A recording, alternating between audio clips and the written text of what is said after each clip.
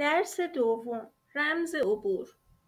نازنین در اتاق نشسته و حوصله‌اش سر رفته که چشش به گوشی مادر روی میز میفته.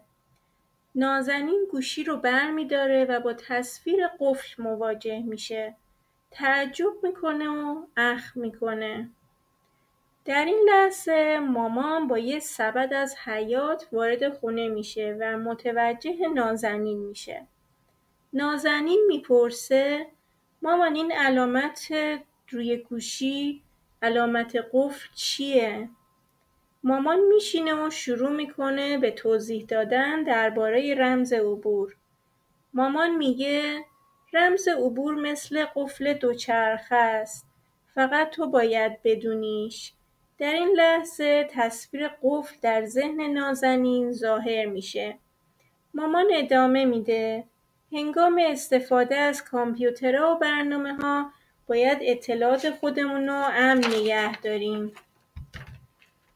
رمز عبورها شبیه قفل‌های رمزی هستند، ترکیبای مخفی از حروف، اعداد و نمادها که فقط شما باید اونو بدونی.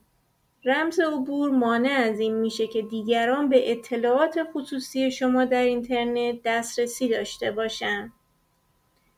بعضی رمزها راحت حدس زده میشن مثل 1 2 3 4 و اونایی که ترکیبی از اعداد و نمادها و حروف هستن مثل چندین حرف و نماد در کنار هم دیگه میتونن رمز قوی رو بسازن و سخت‌تر حدس زده شون. مادر برای اینکه بفهمه نازنین متوجه شده از اون میخواد یه رمز برای خودش تعریف بکنه. بهش میگه با استفاده از حیوان مورد علاقه، دسر محبوبت و یا فعالیت محبوبت یه رمز بساز و به اون تاکید میکنه که از حروف کوچیک و بزرگ، اعداد و نمادها استفاده بکنه. نازنین با توجه به صحبت‌های مادر رمز رو ساخته و به مادر نشون میده و مادر از اینکه نازنین انقدر خوب متوجه شده خیلی خوشحال میشه.